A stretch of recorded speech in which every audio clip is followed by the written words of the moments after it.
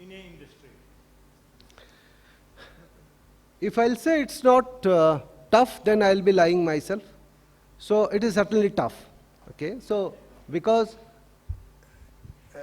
it's going to be the shift in the mindset of the existing employees. Again, existing employees, some of them are going to be 20 years old, some of them are going to be 10 years old, some of them are 5, or some of them are freshers. So it's a entire change in the mindset. So what HR does, so for an example, what mostly HR does, they wanted to bridge this gap through various recognition programs, or through various communication channels, or through making or identifying the right kind of leader, those who can ready to accept the new challenges, those who are ready to accept to abreast themselves into the industry, and HR showcase the employee value proposition through those leaders.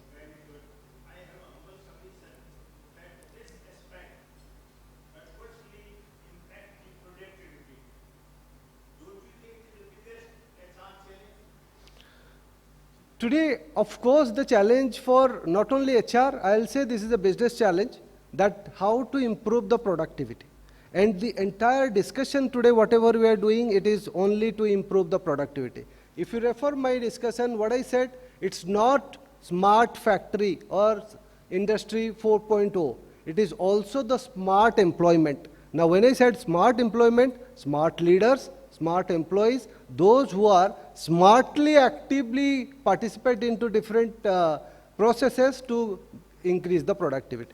It's not very easy. I mean, as I said, that one-liner that it is smart, but it's not easy. It's a process. It takes a couple of years' time to implement these systems. So, thank you. I think anyone? Oh, okay. Thank you, Mr. Mishra. A big round of applause for Mr. Mishra. Very well he has answered and given the queries which was raised by the audience. He has given the very kind answers also. So thank you, sir. Now I would like to invite Dr. Pallavi Tak, Vice President Programs, CIIE.co. Dr. Pallavi Tak is Vice President Programs at CIIE.co, a leading incubator set up by IIM Ahmedabad. We all know IIM Ahmedabad is a flagship institution in the country.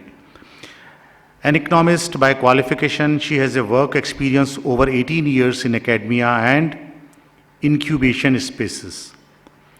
She specializes in acceleration design and startup support. She has mentored over 50 startups and worked very closely with over 250 startups, high growth business and SME. She has played a pivotal role in building women and craft entrepreneurship, which is very particular verticals at CIIE.co. Besides social entrepreneurship for Tier 1 and Tier 2 cities, Tier 3, 2 and 3, she is now venturing into fintech spaces, especially for women as a beneficiary. Now, dais is for you, ma'am. Thank you so much, Dr. Mittal, and thank you so much, my co-panelists. I was carefully listening to all of them. A disclaimer, I don't come from HR background, so that's good and bad both. I'll leave up to you to decide whether that was good or bad. I'll start with a small story. This is one of the amazing restaurants in the city of Jaipur. I was sitting and dining there with my family, and the guy who was taking our order, he seemed to be a pretty happy and fulfilled guy, and it's not very likely to see that. So I asked him, he was an old fellow, how are you? You look very happy. And he said, yes, I'm very happy. I said, see, you're such an amazing restaurant, and don't people steal your cooks? And he said, no, madam. I said, how do you plan it? In fact, now the later conversation was also happening with the manager there. And they start, each and every person has to be actually a majaya. Majaya is one who washes the utensils. From then, there, that guy is promoted to a masalchi, who is then preparing masala. The recipes are not going out, imagine. That's the secret thing here. And from there, he or she is promoted to the chef position. They have the retirement benefits in place. The marriages, etc., all that happen in the family are all taken care of. Mediclaim is all taken care of. And this was one of the lessons that I have had in HR. I said, if a small restaurant can do that and maintain that grace, that from across the world, when people are in Jaipur, they would make sure that they would visit this place, and the recipes are amazing. Another parallel, again from a restaurant industry, a hotel industry, amazing practice that all the tip is actually collected in one box. It's not given to each and every individual. It's a collective tip. And I felt that that's an amazing thing. 100 employees are there. And imagine everybody is working on a common welfare mindset that this is going to be divided amongst all of us. It's not mine alone. So it's a way to inculcate, and I believe that these are amazing HR stories that I picked up from places where I wouldn't have expected. As I just introduced, I come from a very different ecosystem. I come from the startup world. And the way I see HR is optimizing human capabilities. And having been a student of economics, I'm sure most of you would have heard this, how Amartya Sen and of course other economists have shifted. Somebody in the morning session mentioned, we all want to accumulate. And there was a major shift from having to being. How much I accumulate is not as important than how much I enjoy and how much of well-being I feel. So, and a small example that he gives is, if I have bicycle but I have a broken leg, I may not be able to enjoy that. I have a bicycle, I have the means, but I'll not be able to enjoy it because I don't have the capability or the ability to ride a bicycle. So, starting from there, and obviously he also talks about opportunity. So when preparedness would meet opportunity, that's exactly where the intersection where we would be rightly placed. And I love problems and challenges because that's exactly where we flourish. Our startups flourish. That's where is their starting point, and that's what keeps them stick to their journey no matter what comes in their way. So when we talk about startups, interestingly, we judge when we are funding startups, we judge them on the first basis, because these people may not have established, they're very early stage startups, they may not have established or validated their value proposition. So the only way to judge them, or the best way or the most reliable way to judge them, is through their teams, the co-founding team. Unme dam hai to probably nikal lenge. How much and how well they're married to the problem statement, how much empathy they have, ye hai to nikal lenge, COVID aayega to pivot kar lenge, no matter what, they'll be able to sail through. Interestingly, the ones who are judged on their team's capability are the ones also who do not have HR, because these are very small organizations. These are very small startups. They can't afford, they're very lean. They run on very lean models. So they don't have the capacity to hire, forget about others, but even an HR personnel. This only happens when one becomes fairly established or one becomes a unicorn. So let's not go there. And all this while, what they're doing is, I'll just share a couple of things what these startups typically would do. First, that they would be married to a problem statement. They are the ones who would get all the disruption in place via technology that we have been talking about, digital, deep tech, whatever, or no digital or no technology also. Interestingly, this sector doesn't have a history. It's good and it's bad both, because we do not have mistakes to look at unless we only have a Silicon Valley, and we would not always want to make those mistakes because our context is really very different, and we would really want to build it from the scratch and not really imitate like apes whatever is happening there. A very good example, because we also work in crafts, every startup has to scale up. Poor artisan is made to work and increase productivity, again, because we're talking about productivity so much. And everybody is focusing on scaling up, scaling up, scaling up. And then we had to have a theory of change for that, which is still emerging and evolving. And we said, see, for you, because it's all handmade, unless you convert it into a machine made and create a line production for it, your way of scaling up probably will be not in terms of volume, but in terms of value. Right? Let's position your product in the market in such a way that you get adequate and good value so that our artisans don't have to sponsor for all the crafts that we have had for centuries. So, another thing is that they have multiple stakeholders, the startup founders. We always tell them that, and many of them actually start from being solopreneurs and then gradually the teams build. And we tell them that, you should always have a co-founder who has the same DNA. And when I say DNA doesn't mean the biological or in the medicine language that we say DNA, but DNA means the same thought process, the same rigor, the same, drive, the same mission in life, purpose, all of that. And it's very difficult to really get somebody who and how we're going to figure out somebody who can co-found with you. It's like parenting a baby. The baby here is a startup, and how do you really figure out that right person who will be good for your organization? That's an HR problem, but they don't have a solution for it.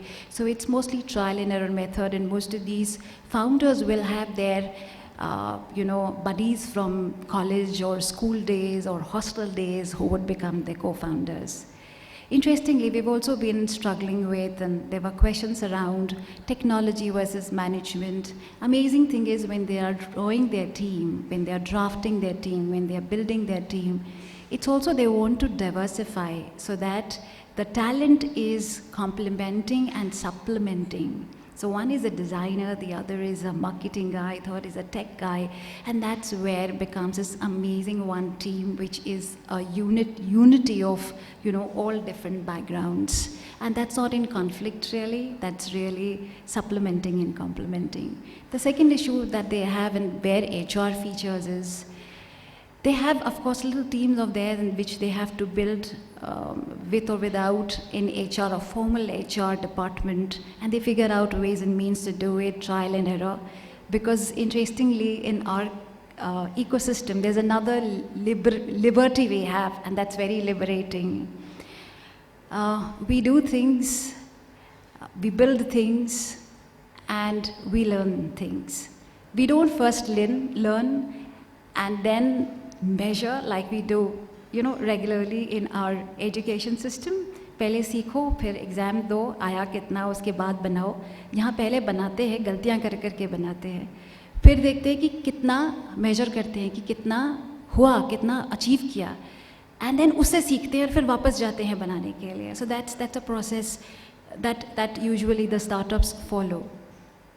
So the second problem is then team कैसे build करो, लड़ते भरते बनती है. The third is your stakeholders. You're working with artisans, you're working with farmers, you're working with other stakeholders.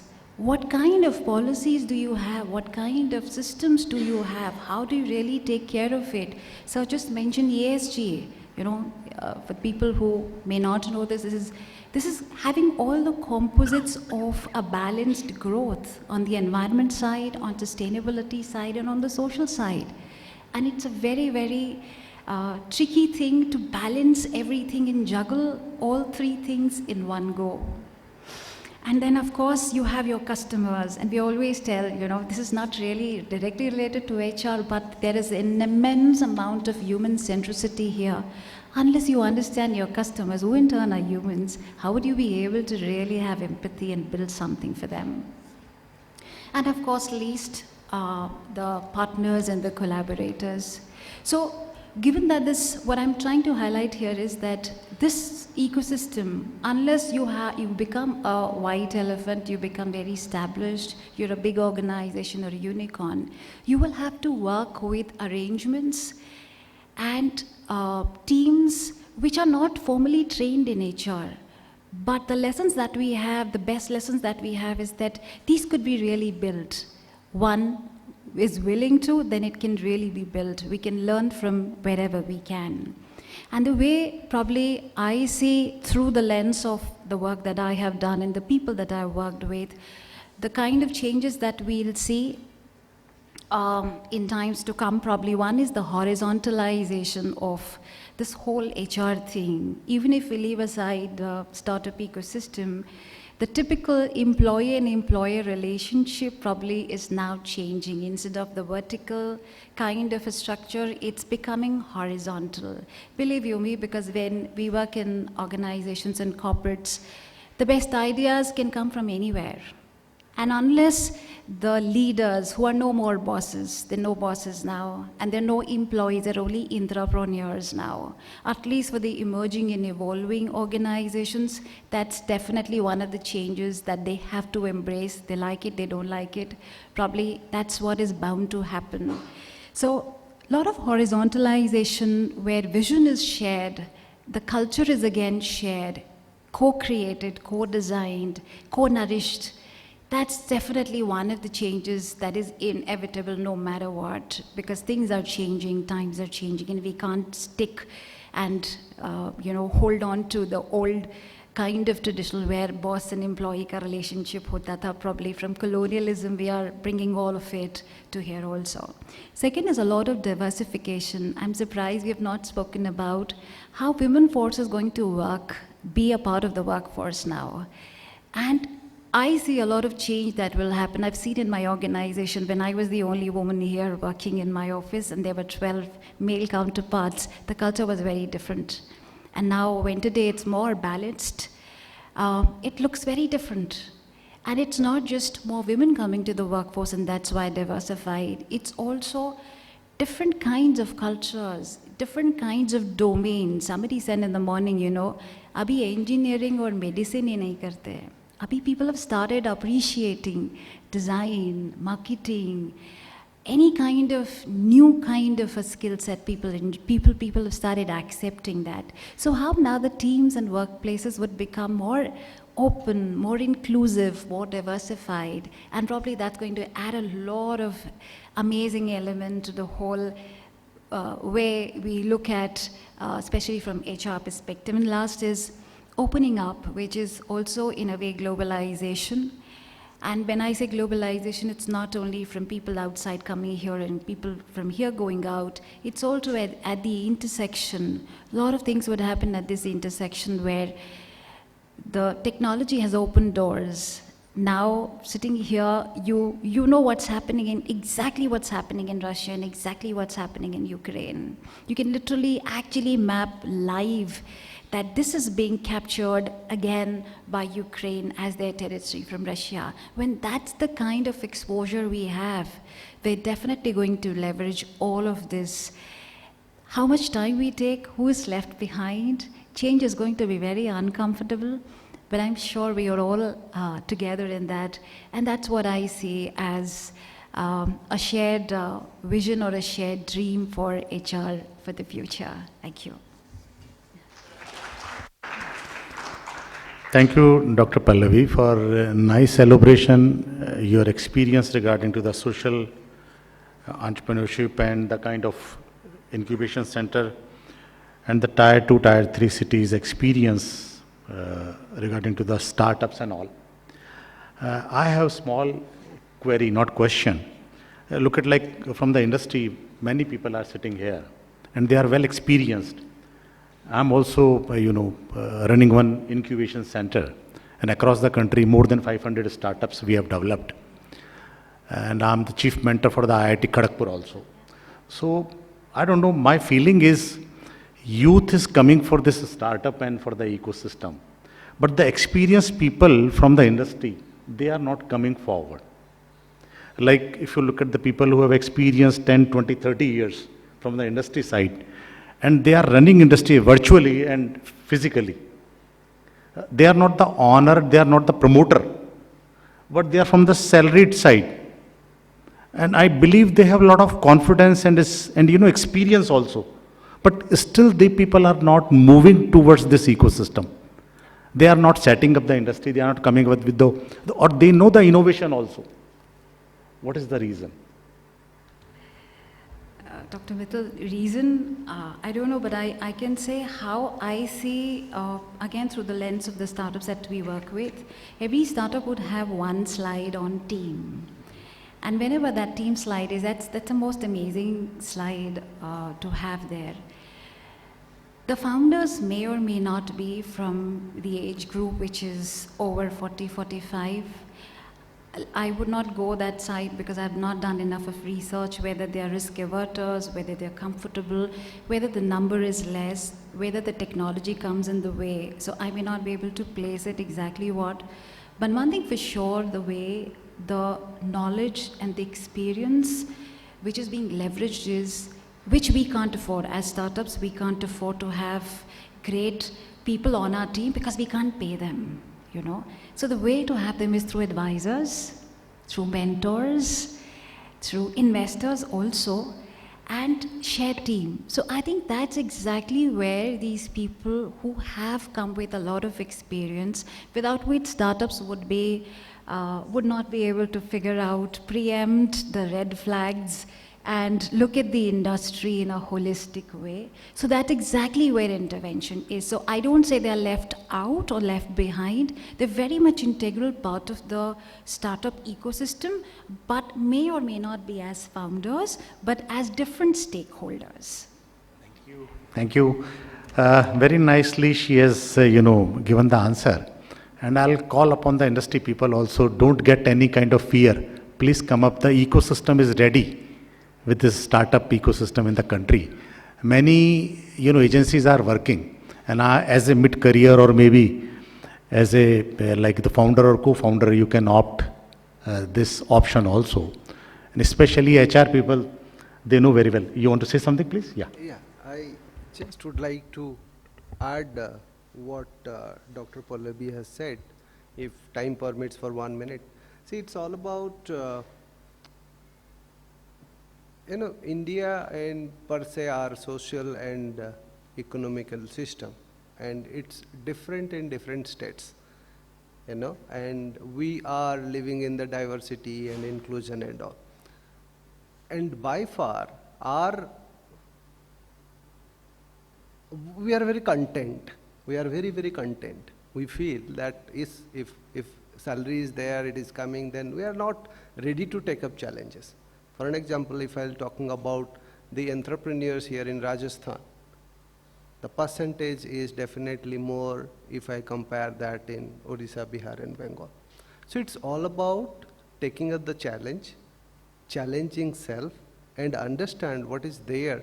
So it's like an education. As a system and process, we need to educate the entire people, entire talent which is there. If you will take up this, then things will move in a different way. You will be part of the employment generation, you will be part of. So this is more towards the psychology, more towards the social economic system.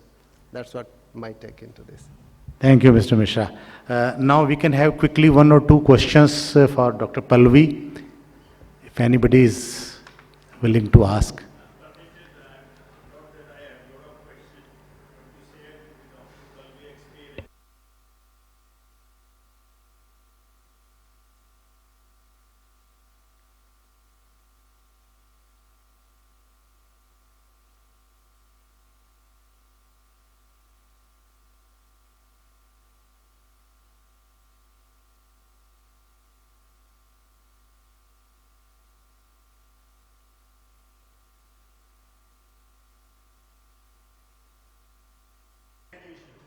Here, gender biases should be taken off, and women induction should be much more than ever before. Thank you. And I think, shall we conclude the session? Okay, one more last, yeah, please.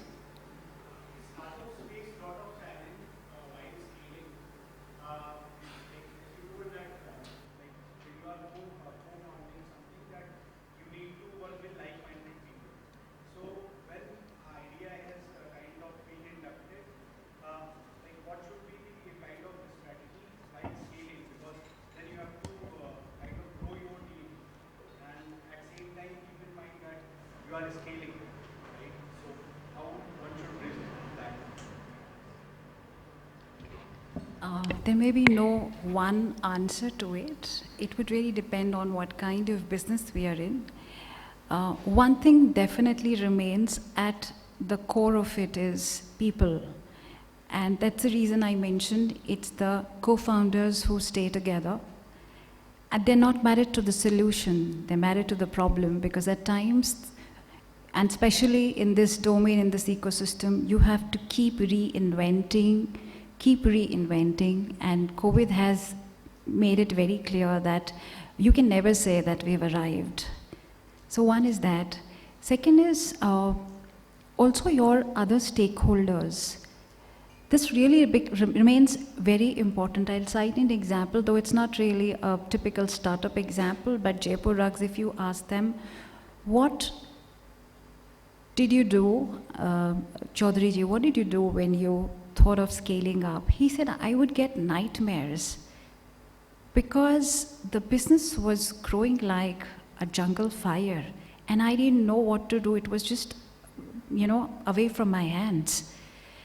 What he started doing more was staying connected to the artisans. Because at the heart of the whole thing, if anything could have fallen flat, would be that association. That made it relevant for them. It may be relevant, something else may be relevant for some other business. But again, because we are in an HR summit, not just because we are in HR summit, but human centricity remains really, really important. When you're pivoting, when you're scaling up, when you are making any kind of a change, because your frontliners are people, real people, including your customers. So now time has come to say thanks to the esteemed speakers for their valuable presentation as well as the question answer. And let me sum up, like today in this session, we have gone through with the reinventing talent strategies for future workforce, which comprise both like HR related activities as well as the startup related activities. And like very well, they have covered this digital data disruption and predicting the next HR lead approach for the businesses, adapting to the future of work landscape, new labor code also, and the decoding the new ecosystem as well as the social entrepreneurship and startups through incubation, which is a quite new thing for this country, but otherwise it is growing like anything. So I just want to say thanks to all the speakers and their time. Thank you very much, sir. And now I would like to invite organizers for their felicitation, please. Thank you.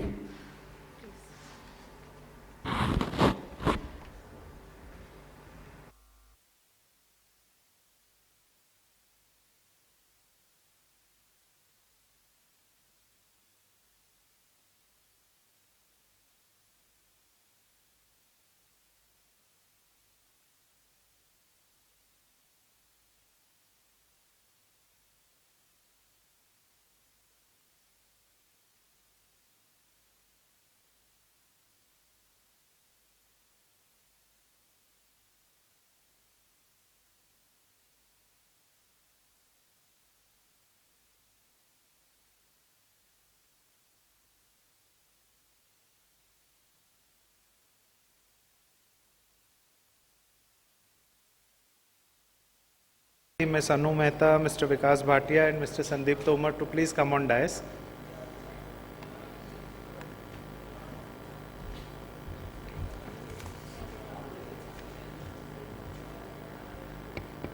Chairman of FICCI Rajasthan Subcommittee on MSME and the President of Employers Association of Rajasthan to take charge of the session. A brief introduction. Mr. Jain is President of Employers Association of Rajasthan and CMD of Vidyut Teletronics Limited, and the famous Venus brand data transmission, electronics and telecommunication and solar wire and cable manufacturer, and awarded by Udyog Ratan, Udyog Shiromani, Quality Excellence, Yuva Udyami of the Year, Best Employer of the Year in various years, and RCCI Excellence Award in 2018. And he is also member of Board of Studies of Bharatiya Skill Development University, Jaipur, member of State Steering Committee for ITIs, member of Board of Studies of Rajasthan ILD Skill University, and member of Internal Quality Assurance Cell of Manipal University, Jaipur. So, Jain sir, over to you.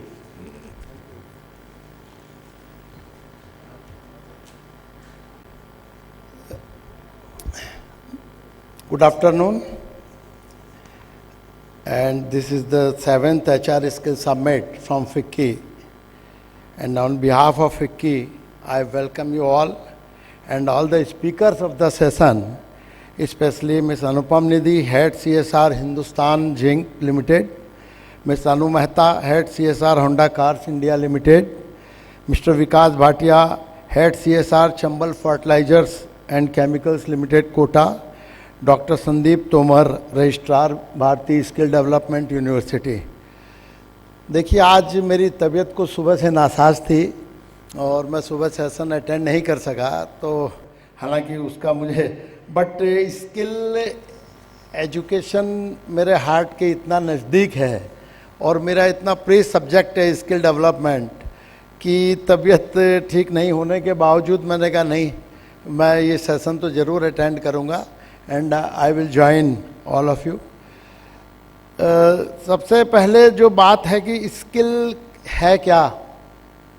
Sir, skilling एक ऐसी चीज़ है कि ये एकमात्र ऐसी चीज़ है पूरे world में जो हम किसी को देते हैं तो वो रिटर्न होके हमारे पास आती है। आप किसी बच्चे को स्किल एजुकेशन दीजिए, अपने कंपनी के हिसाब से उसका स्किल डेवलपमेंट कीजिए, डेफिनेटली वो आपके कंपनी के लिए आगे जाके लाभदायक सिद्ध होगा, आपको लौट के आपके पास आएगा। आप किसी को स्किल एजुकेशन दीजिए, वो आपके नहीं तो देश के काम जरूर आएगा। और जो देश की सबसे बड़ी समस्या आज के डेट में बेरोजगारी की, उसको दूर करने में आप सहायक होंगे। तो skill education is the driving factor of the economy right now. अभी हम देख रहे हैं कि जितने ज़्यादा स्किल मैन फोर्स हमारे देश में होंगे, हमारी देश की इकोनॉमी उतनी तेज़ी से ग्रो करेगी। तो क्यों ना हम सब मिलके ये जो skilling as driver for self reliant India, हम बोलते हैं आत्मनिर्भर भारत कैसे बनेगा। अगर बहुत सारे युवा अनएम्प्लॉयड रह जाते हैं, बहुत सारे युवा बेरोजगार की श्रेणी में आ जाते हैं, तो वो देश कभी भी आत्मनिर्भर बन नहीं सकता। और अगर हम भारत को आत्मनिर्भर भारत बनाना चाहते हैं, भारत से आत्मनिर्भर भारत की यात्रा करना शुरू करना चाहते हैं, तो निश्चित रूप से हमें स्किलिंग इंडिया की तरफ ध्यान देना पड़ेगा और स्किल एजुकेशन को, स्किल डेवलपमेंट को ड्राइविंग फैक्टर बनाना पड़ेगा। तो इसी के साथ आज जो ये हमने प्लेनरी सेशन रखा है, जिसमें skill as driver for self reliant India, और इसमें हम जो कुछ सब्जेक्ट डिस्कस करेंगे नेशनल एजुकेशन पॉलिसी पे, जिसमें अभी उन्होंने स्किल एजुकेशन को मस्ट कर दिया है और नॉट केवल इम्पॉर्टेंट मैंडेटरी नहीं किया इसको, बट हर सेमेस्टर में मेरे ख्याल से 2 महीने का उनको इंडस्ट्री में जाके स्किल एजुकेशन लेना कंपलसरी भी कर दिया है। तो ये एक बहुत अच्छी शुरुआत हुई है नेशनल एजुकेशन पॉलिसी में। यूनिवर्सिटीज़ ऑफ फ्यूचर, कैसी यूनिवर्सिटी होनी चाहिए फ्यूचर में, हमारा स्किल यूनिवर्सिटी पे स्किल अभी तक इतना फोकस नहीं है, वो होना चाहिए। अभी तक यदि हम राजस्थान के संदर्भ में भी देखें तो अभी तक सिर्फ एक स्किल यूनिवर्सिटी राजस्थान में है, जो कि भारतीय स्किल डेवलपमेंट यूनिवर्सिटी, और वो भी प्राइवेट है। एक राजस्थान सरकार की स्किल यूनिवर्सिटी है, पर उसका परफॉर्मेंस हम अभी इतना अच्छा नहीं मान सकते। हो सकता है आने वाले समय में रीसू भी अच्छा काम करे। Skilling, up skilling and multi skilling पे हम बात करेंगे। निश्चित रूप से हमारे पास जो एग्जिस्टिंग मैन फोर्स है, वर्क फोर्स है, उनके लिए हमको अप स्किलिंग के कोर्सेज लेने पड़ेंगे, मल्टी स्किलिंग के कोर्सेज लेने पड़ेंगे, तभी जाके वो सस्टेन कर पाएंगे। और CSR for skill development, starting में ही मैंने अभी आपको ये बात कही थी कि हम जो स्किल के लिए एक ऐसी चीज़ है, जब भी हम कुछ उसको देते हैं तो लौट के हमारे पास ही आता है। अभी मेरे ख्याल से होंडा कार्स ने कुछ रोबोटिक लैब्स के लिए काफ़ी अच्छा काम किया था वनस्थली विद्यापीठ में, और वहाँ पर जो गर्ल्स तैयार हो रही हैं वो डेफिनेटली इनके सिस्टम में, इनकी कंपनी में इम्प्लीमेंट होंगी और वहाँ इनको रेडी स्टफ मिल जाएगा। तो इस तरह का CSR यदि हम कहीं भी यूज़ करते हैं जो कि लौट के हमारे पास आता है, तो वो भी यूज़फुल होता है। तो अब इसमें सेशन को और देर ना करते हुए सेशन को स्टार्ट करते हुए मैं अनु मेहता जी का बहुत बहुत स्वागत करता हूं, जो कि head CSR Honda cars India limited से हैं। आप आइए और अभी चूंकि एक छोटी सी बात मैंने आपकी कही हुई थी, उसके एक्सपीरियंस को भी आप शेयर करें और आप अपनी बात रखें ऑडियंस के सामने। Thank you.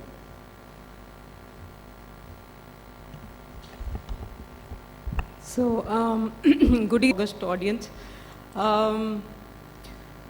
Yesterday, we were in a meeting with the Commissioner of Education, and while I was talking to her, so I would like to connect with what Mr. N.K. Jain was saying. You'll also be amazed, I was shocked to hear this. We asked her a simple question as to how many of the the ones who have done class 12, they go into college in Rajasthan. Can you people take a guess as to how many of the 18 to 23-year-olds go into college? And when I say college, it's anything starting from normal graduation to engineering to doctorate to anything. Any guesses? What percentage? Yes. Sorry? Less than? Less than 2.5%. Okay. That's a little different from what I got to hear from her. She said it is 26% for Rajasthan, and it is 28% for the whole of India, which means only 28% of the whole India goes for graduation. The rest are all non-graduates. Can you beat that? So there's a lot of opportunity for us as corporates to work in this particular area and actually do a lot that we can, right? So I'll give a small presentation to you, show you a small video, and also tell you about how we do our CSR. And as Honda, we do a lot of work on the education area as far as CSR is concerned, because we think education is the most important initiative which needs to be taken in the CSR area. So I'll show you a presentation.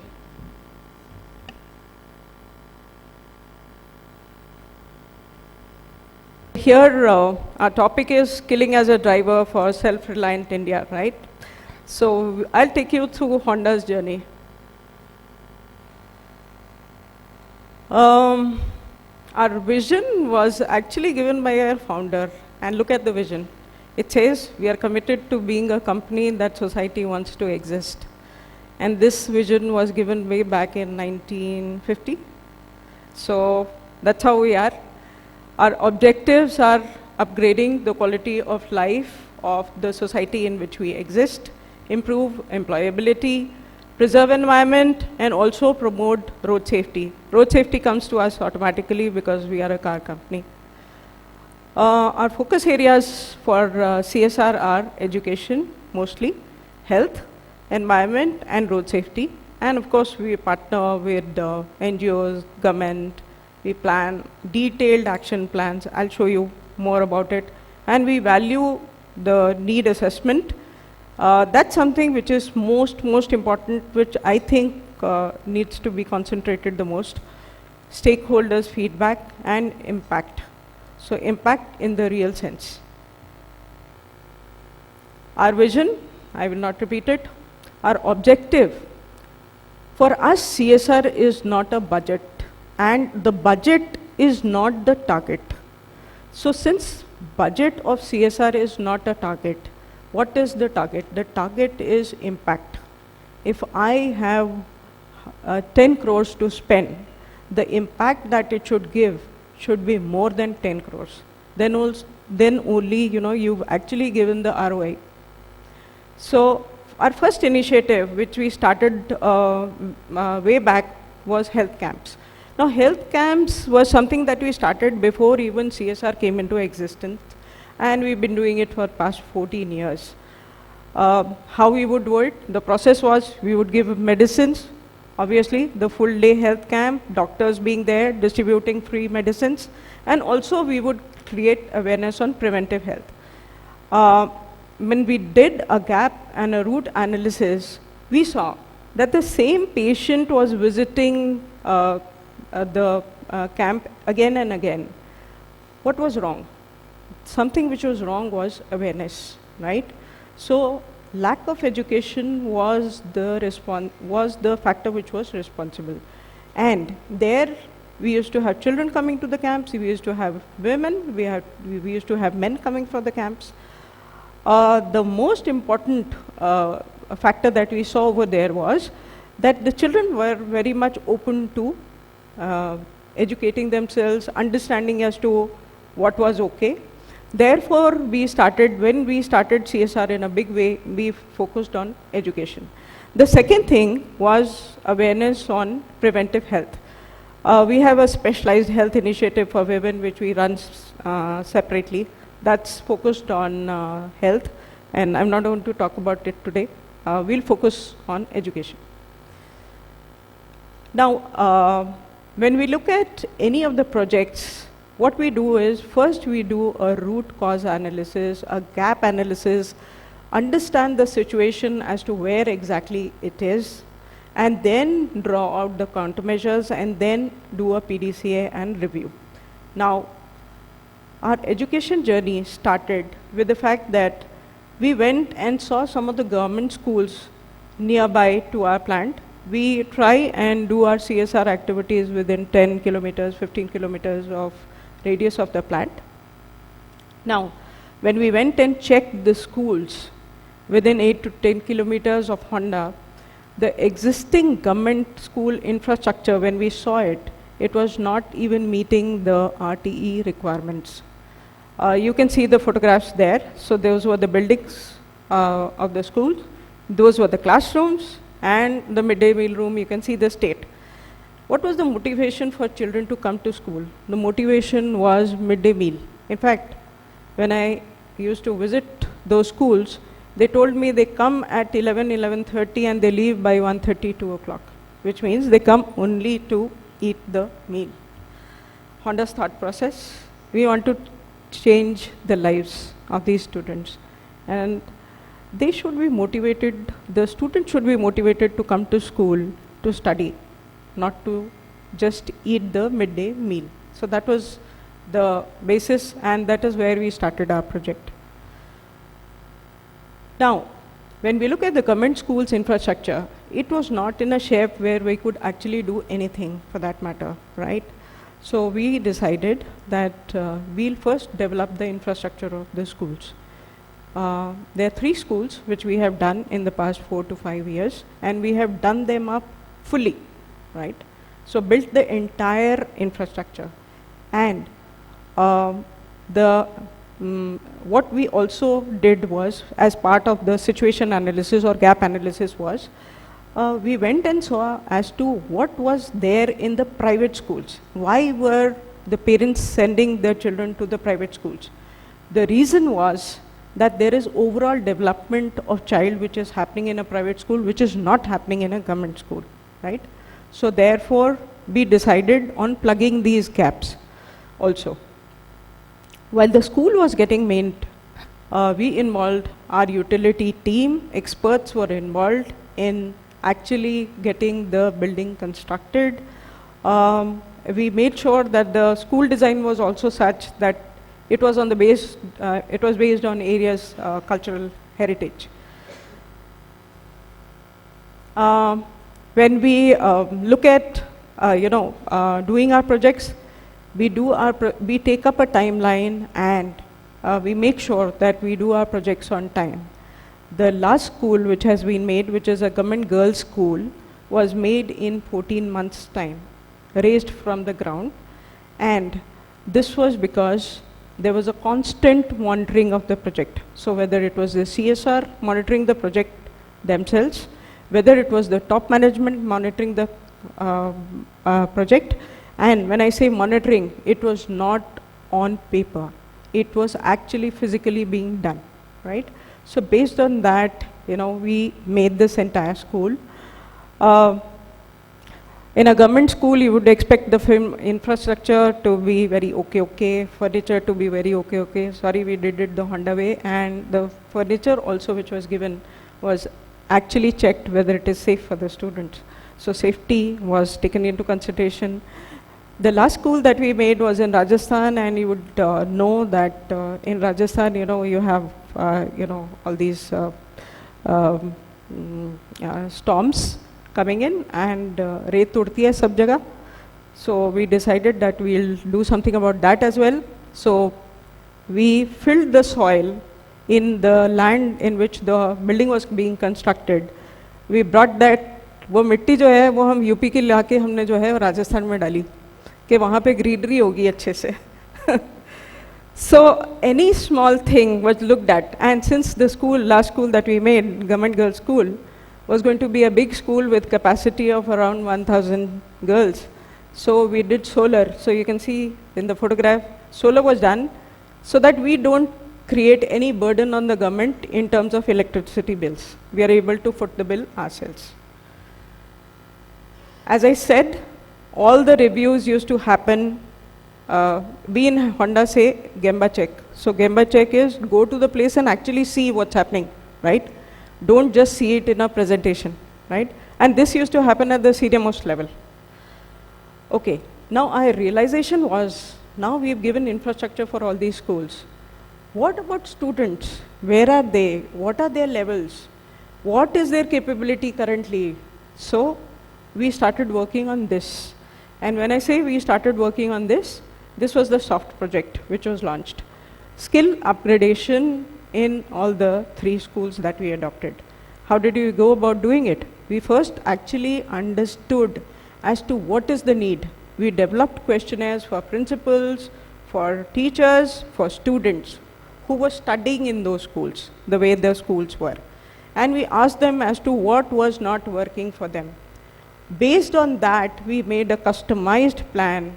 And when I say a customized plan, I'm not talking only about academics. We work on behavior, we worked on academics, we work on sports, we worked on teachers also in terms of behavior, skill, and knowledge. Some examples which I'll share with you later, but then we took up an agency which would work for us and work in all the 3 schools, and we signed a 3-year MOU with the agency, because the soft skill that we were talking about was something that we could not possibly do in 1 year.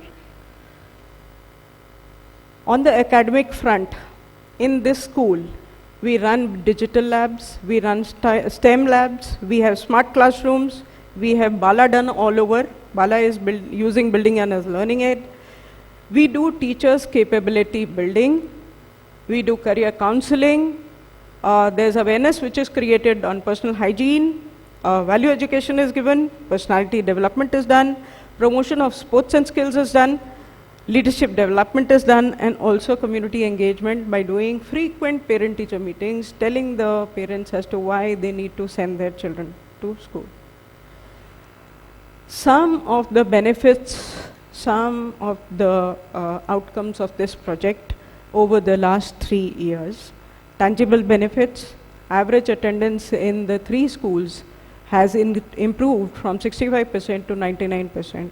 Today, all our students in all the 3 schools pass their board exams, and quite a few of them have beautiful and very good percentages.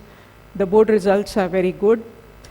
Proficiency in computers has increased from 6 to 89% because we have computer labs and we run them. Positive results in sports tournaments. So when I am talking about sports tournaments, all these Grameen Olympics and anything that you talk about, our students win quite a few prizes at district level, at state level, and even at the level of the country. They also win quiz competitions and other such things. I can go on and on. Intangible benefits. Infra was easy to make, but skilling, and that too doing in government schools, run by principals who don't actually report to you, right? So that was the toughest job, and I think we've come a long way. motivation of teachers and principals has improved drastically. 3 years back when we used to walk into the school, the teacher, the principal would look at my face and say, oh, she's come again, and she'll give me extra jobs to do, right? So from there, we've moved to a state where today they welcome you into the school and they tell you good things that they have done. They're motivated, right? Motivation of students has increased so much that they are excited to come to school. And during COVID times, this I must tell you, during COVID times, our children were better in terms of learning the digital technology as compared to teachers. Teachers को हमें पढ़ाना पड़ा क्योंकि government school की teachers थी. Email सिखाया, WhatsApp सिखाया, zoom सिखाया, MS Teams सिखाया, फाइनेंशियल ऐप्स सिखाए यूज़ करने क्योंकि उनको कोई सिखा नहीं रहा था और एक्सपेक्टेड था कि यूज़ करेंगे. And students while COVID was there, हमने ग्रुप्स क्रिएट किए हुए थे, वो सारी अपनी असेसमेंट्स और सब कुछ जो वो पढ़ते थे वो सारा कुछ व्हाट्सएप पे डालते थे, व्हाट्सएप ग्रुप्स पे डालते थे. We could actually monitor, right? So that's how things have been. We think that education journey actually ends in employment. That's how everybody looks at it, right? Now, in order to do that, what we have done is something that we are already, doing in schools. The 10th and the 12th pass, you can see that diagram there, can do an ITI, then they can go to HVTI. I'll explain about HVTI. It is Honda Vocational Training Institute, and then can get placed with the industry. The 12th pass can do some vocational courses, and then they can be placed with the industry. The third thing that we are thinking of, and in fact we are already in the stages of development now, is a college. So again, it's a government girls' college that we're going to make very shortly. First, I'll talk about Honda Vocational Training Institute. This is an institute, see, in Honda, when we take ITIs, what we have seen is they're not ready, they're not skilled the Honda way. So we first train them our way and only then post them in Honda. So this works as a finishing school, and it has courses running for welding, for fitter, for TPM, for service technician. We also do soft skilling. And the courses run from 3 weeks to 3 months, right? Depending on what course the student has taken. We also take batches from the society, and we train them, and we guarantee 100% placement in the industry. And when I say industry, it need not be Honda, right? So this is one way. The second way is that we start vocational courses in these schools. So the students who don't want to actually do a graduation can actually take up these courses, and they can become employable. If they become employable, they start helping their family in terms of the income that they generate. The third part is that of Government Girls College. So we have just started off this particular project, and here what we plan to do is we'll make the building, and it will have graduate and degree courses running. It will also have vocational courses running. When it comes to India, our understanding is that we are very much okay with the common type of courses, which is BA, BSc, BCom, सबको करा दिया, medical कर लिया, engineering कर लिया, etc., etc., etc., right? But what is the employment opportunity after you have done an engineering? Since we are an engineer from an engineering industry, I can understand very clearly as to where are we, right? All those colleges in Ghaziabad, if you do engineering from there and come back, you hardly get a 15,000 job, right? So why not focus on vocational skills, which is absolutely not there in India, right? So we've just started off this particular project where we'll be focusing on vocational also, and discussing this with the government as well as to whether we can run vocational courses and generate employment, give the children employment. That's about our story, and I'll wrap it up with the video that we have.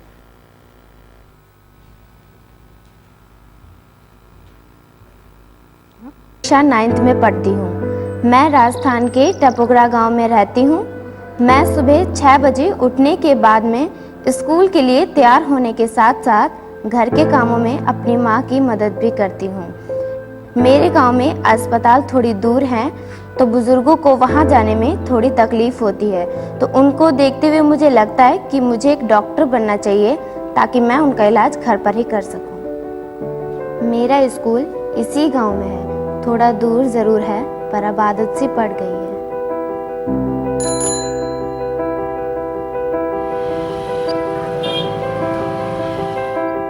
ये हमारा school है। हमारे यहाँ classroom नहीं है, इसलिए हमें खुले में ज़मीन पर ही बैठकर पढ़ना पड़ता है। टॉयलेट भी अच्छी हालत में नहीं होने की वजह से भी हमें काफ़ी परेशानी होती है। मेरा नाम डॉक्टर रश्मि मिश्र है। ये बच्चे मैंने विगत 3 वर्षों में इन बच्चों की वेदना और पीड़ा अपनी आंखों से देखी है। तपती धूप में भी वो बाहर बैठे हैं। होती हुई बारिश में भी उन्हें किसी तरह कमरों में एडजस्ट किया जाता है।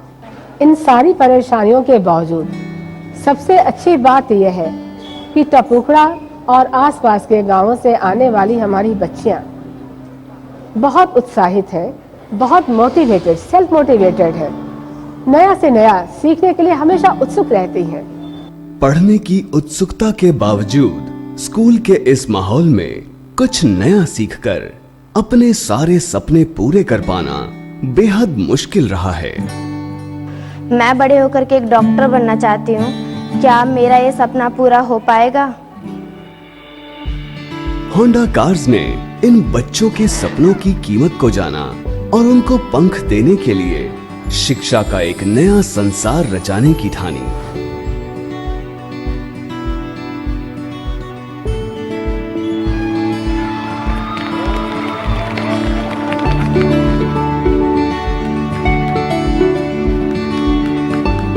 Smart classroom, library, stem lab, computer lab, digital lab,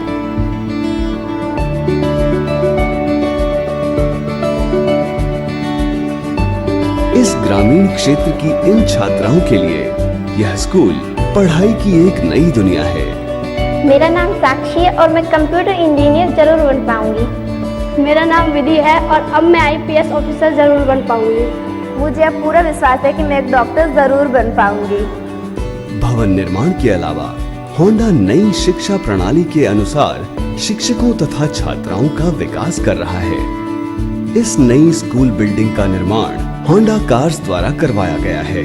बिजली की सभी आवश्यकताओं की पूर्ति सूर्य ऊर्जा द्वारा की जाती है, इसलिए स्कूल पूरी तरह से आत्मनिर्भर है। हमारे समाज की नई पीढ़ी अब अपने सपनों को आसानी से पूरा कर सकेगी। बढ़ते जाओ सपनों की डगर पर, मन में विश्वास रखो, मंजिल पर नजर, दिल में आग रखो।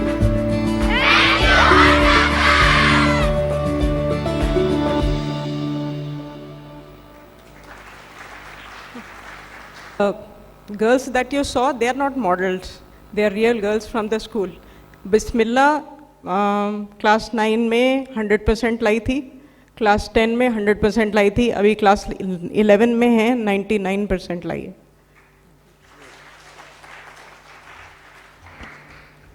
Thank you Anu Mehta ji. Honda cars ने वो कर दिखाया जो कंपनी के CSR हेड्स करते हैं और उन्हें करना चाहिए, और आपकी लीडरशिप में होंडा कार्स ने बहुत अच्छा काम किया। अभी हमने देखा जो स्टूडेंट के चेहरे पे मुस्कान थी, वो मुस्कान मैं समझता हूँ भारत के सभी स्टूडेंट्स के चेहरों पे होनी चाहिए। अगर सभी कंपनी ऐसा ठान लें कि हमें भी कुछ ऐसा ही करना है, तो वो दिन दूर नहीं जब ये 26 से 28% वाला जो रेशियो है गर्ल स्टूडेंट्स का कॉलेज जाने का, ये 90% के लगभग पहुँच जाएगा। Thank you Anu Mehta ji.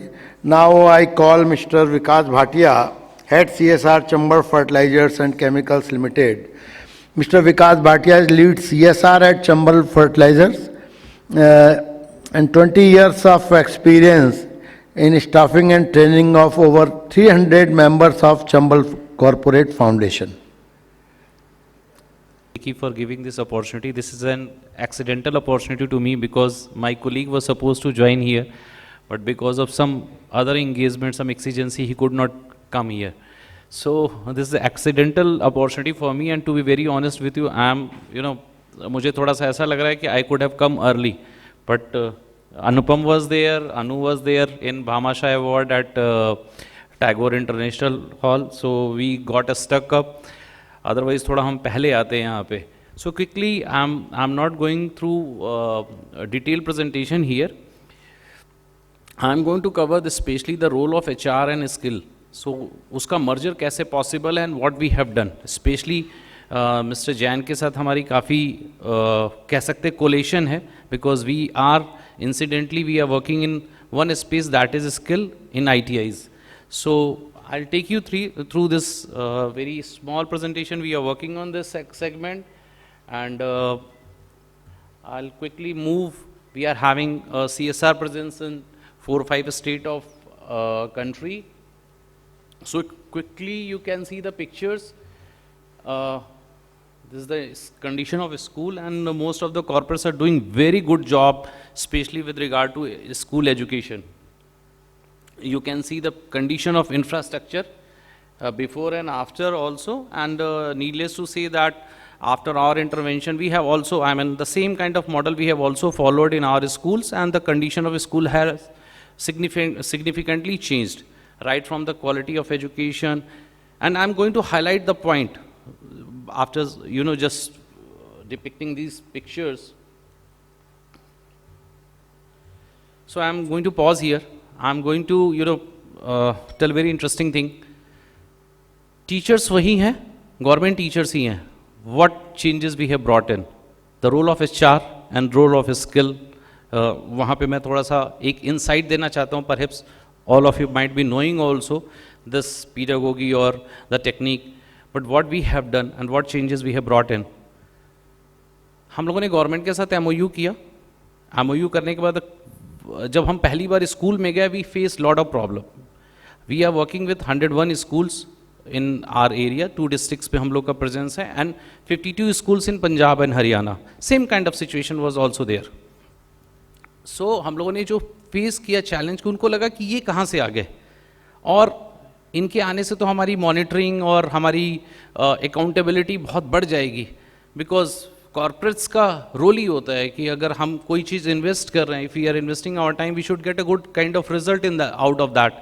So management part has significantly got improve.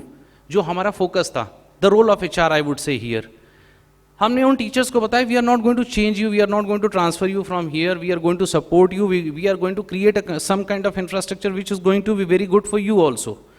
सो वो इंफ्रास्ट्रक्चर हम लोगों ने सबसे पहले क्रिएट किया. The first segment we created that kind of infrastructure कि उनको लगे कि हाँ we are also working in गौर. उन बहुत इग्नोर्ड एक सेगमेंट था, स्कूल का हो या जैन साहब ज़्यादा बेटर जानते हैं, ITI ब्यावर में same kind of situation we faced. I will take you through that also. तो वहाँ पे हमने अपने HR टूल्स को यूज़ किया, उनको motivation specially training and development को हम लोगों ने वहाँ पे काफ़ी इन्फोर्स किया, और वहाँ पे हम लोगों ने अलग अलग तरह के ट्रेनर्स लाए. एक मोटिवेशन ट्रेनर था, एक सब्जेक्ट मैटर ट्रेनर था, कई सारे टीचर्स ऐसे थे कि स्पिरिचुअल ट्रेनर्स की भी ज़रूरत पड़ी हमें कि उनको भगवान के साथ जोड़ सको या किसी के साथ जोड़ सको. We did all kind of things, believe me. This is a journey of almost 7-8 years, and this is a proven fact, and we have submitted a very good document to Department of Education. And recently ACS Mr. Pawan Goyal was also there, and he got astonished कि वहाँ पे हम लोगों ने राजस्थान का सबसे बड़ा annual day celebrate करते हैं, जहाँ पे 100 से ज़्यादा स्कूल के बच्चे वहाँ पे एक प्लेटफॉर्म पे आते हैं. उनको दो महीने की वर्कशॉप के बाद हम वहाँ पे एक प्रोग्राम करते हैं संवर्ती का, in presence of their parents, in presence of all government official, and fortunately Rajasthan में जयपुर से भी यहाँ से वो लोग जाते हैं. और अगर उन बच्चों की परफॉर्मेंस देखें, टाइम का इशू है, I will send you the links to all of you through FICCI.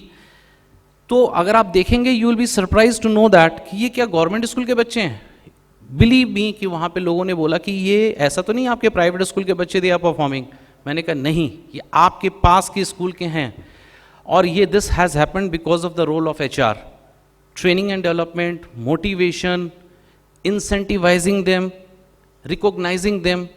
HR के टूल्स बताने की ज़रूरत नहीं है, बिकॉज जितने भी यहाँ पे लोग हैं केवल इस से जो है ट्रांसफॉर्मेशन हुआ, क्योंकि बिल्डिंग बनाना हमारे लिए बहुत आसान था, बट द ट्रांसफॉर्मेशन, जिस स्कूल में कभी एक भी बच्चा फर्स्ट डिवीज़न नहीं आया था, थर्ड डिवीज़न के लिए बच्चे, सेकंड डिवीज़न के लिए बच्चे स्ट्रगल करते थे, रिजल्ट 60, 30, 40% ऐसे चलते थे, 98% रिजल्ट्स हमारे स्कूल्स में आ रहे हैं, attendance and everything is going very well. हम लोगों ने कोई ऐसी चीज़, कोई कोशिश नहीं की कि we have to create a five star kind of school because we are having good amount of budget, no, we have created some kind of ecosystem where in the system can be replicated. I would like to quote here, anganwadi में हम लोगों ने long back we started an initiative and Mr. Sami Sharma, he was incidentally during that time, he was principal secretary and director of ICDS, and he came there and he saw, and then the Nandghar Yojana was formulated. So this thing has happened because कई बारी क्या होता है कि हम लोग बहुत सारे, जैसे I was just talking to Mr. Jain also, कि ब्यावर में उन्होंने क्या किया ऐसा कि Beawar ITI has become one of the best ITI of the country. We are, I'll take you through a very small, this is a picture of our ITIs, and you can see the ITI Sangut. It was going to be shut down. And ITI Sangut, I'm talking about the skill now, 104 वहाँ पे seats थी, 54 बच्चे पढ़ते थे, आते नहीं थे वहाँ पे. You can see the pictures. हमारा पैसा नहीं लगा है, believe me, Mr. Jain को भी पता है, this entire money has come from the government. Only thing we have managed. So I'm talking about the merger of HR and skill. How? The government has provided us 2.5 crore rupees. The detail time की limitation है, otherwise detail में हम इसको अलग से बात कर सकते हैं. And you can see the transformation. 100% placement है यहाँ पे. जैसे Mr. Jain का passion है, हमारी organization में there is a team who is working on it. बहुत ही passionately काम कर रहे हैं. In fact, 1.2 का उनके पास अपॉर्चुनिटी है, जॉब अपॉर्चुनिटी है, with the best of the best country, even Gillette, PNG, this kind of Cadbury's, Micromax, Samsung, these kind of companies are coming to ITIs and regularly coming. You can see the transformation. This is our ITIs. We have adopted 5 ITIs. You can see the hall. Basic principles पे हमने काम किया है HR के.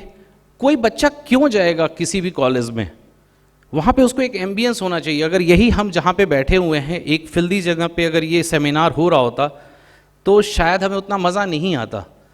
लेकिन एक जब वो जाता है तो the person get sense of pride.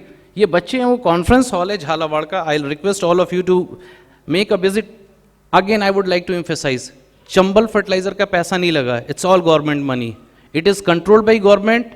We have followed the process of government. So पैसा हमारा नहीं लगा. And you can see the pictures.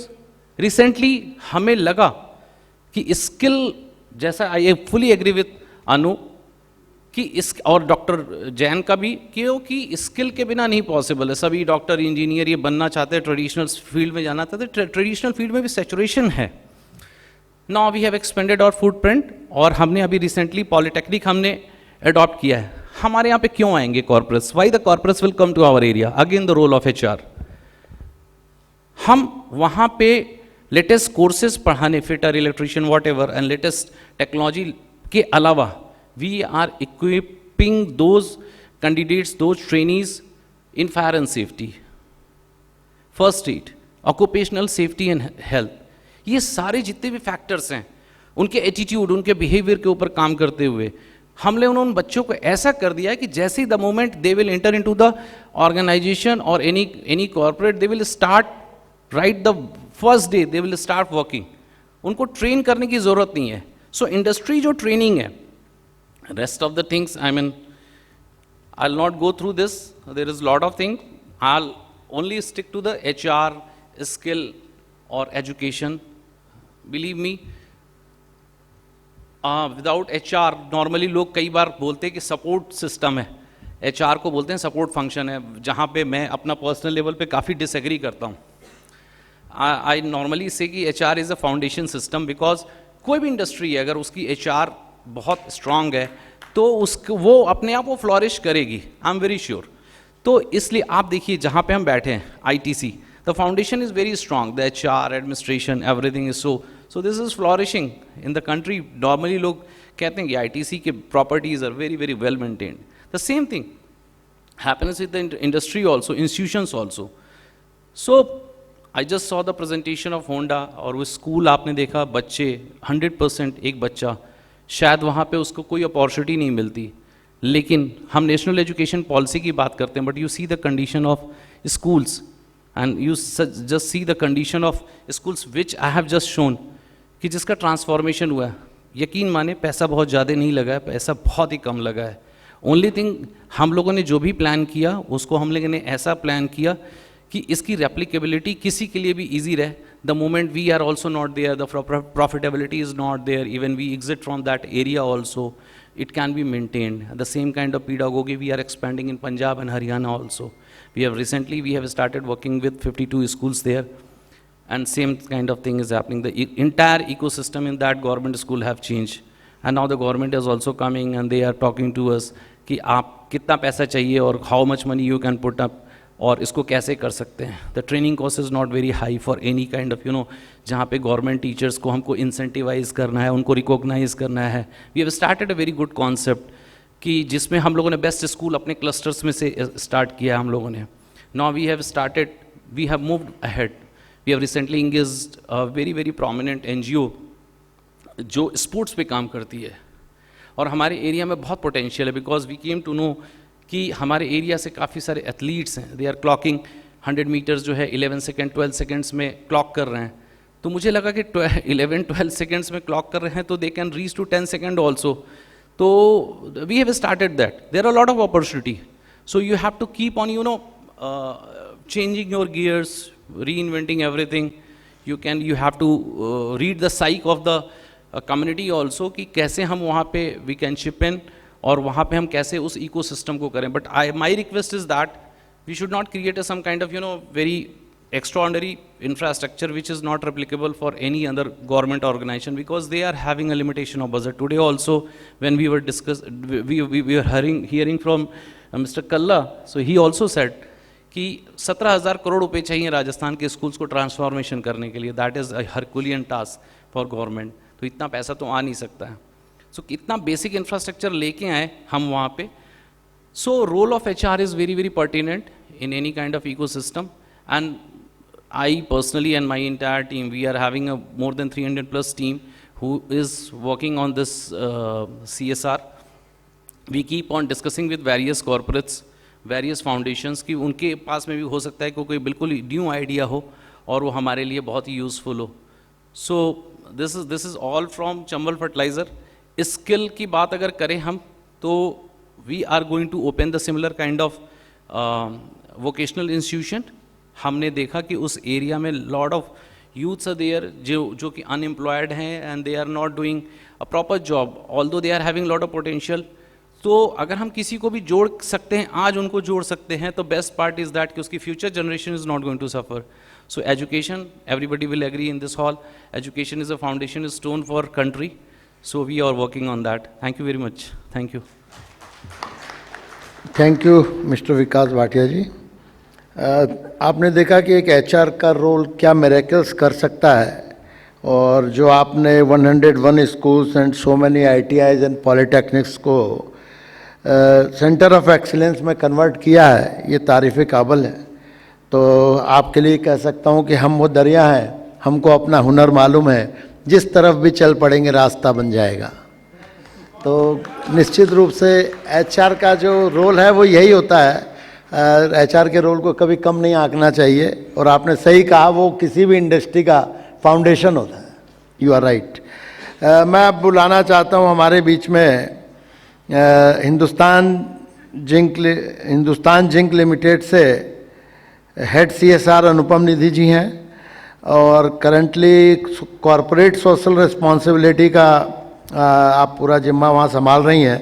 और वेदांता ग्रुप को कौन नहीं जानता है हिंदुस्तान में कि कॉरपोरेट सोशल रिस्पॉन्सिबिलिटी में उन्होंने कितना अच्छा काम किया है.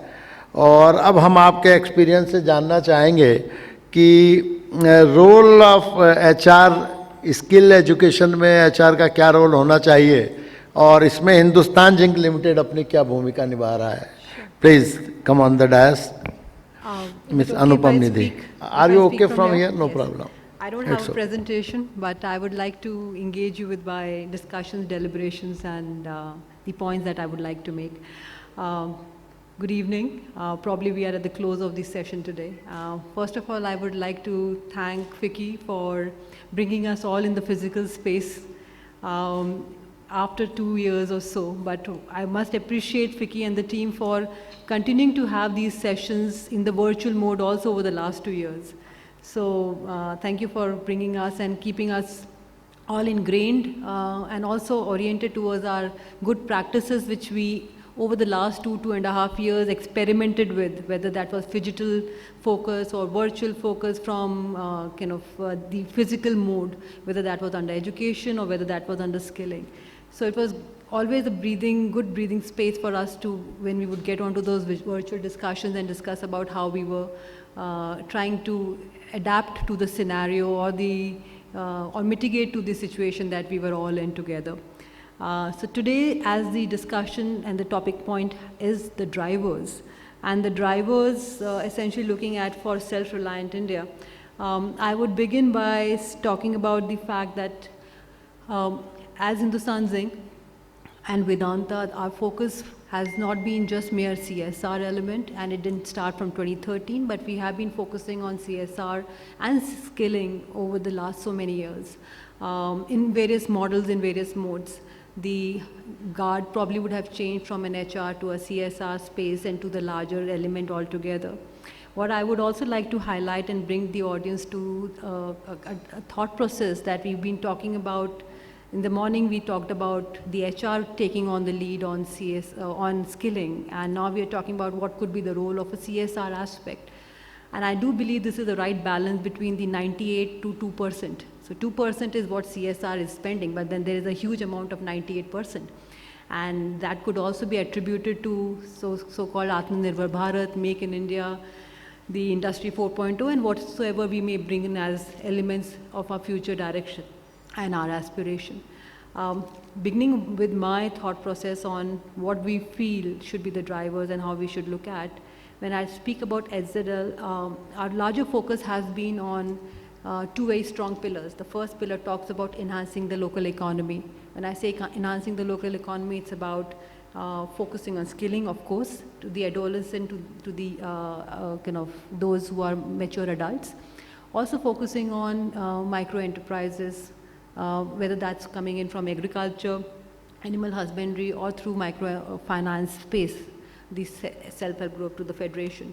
So that's a very strong pillar that we focus on. The second pillar that we focus on is in improving the living conditions of the people, and that's where the basic elements come in, whether that's infrastructure focus, whether on education, and a lot what Vikas and Anu spoke about has been our core as forte as well. Looking at education, education per se is 35% of our total spends that we do every year, whether that's on infrastructure, whether that's the software elements, creating learning ecosystems, sending grooming girls. We have a college at Sikar, which is Vedanta Girls College, where we focus on and creating those foundations for future.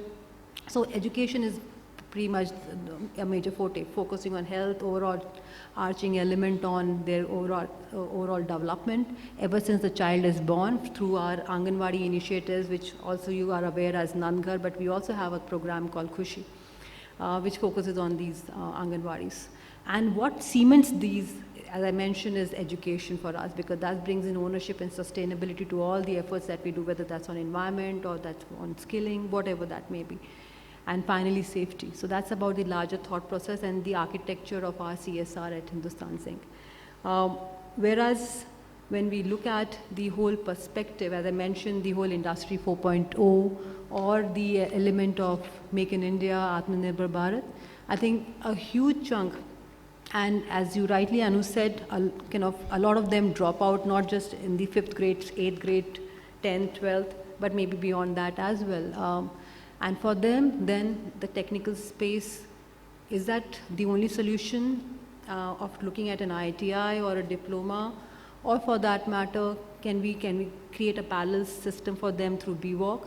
I think those are questions that we need to ask ourselves, whichever locations that we are, and the kind of forte and thought process that we have. So looking at short programs to an ITI kind of, to a BVOC, to a diploma, all of these are important elements, and I think we all need to collaborate and work towards. Coming back to my important point of the day, is I think what we really need to do is start early. So it does not happen when, as Anush mentioned, after 12th, if the students are dropping out, then we think about what technical education, what should we do with the dropouts.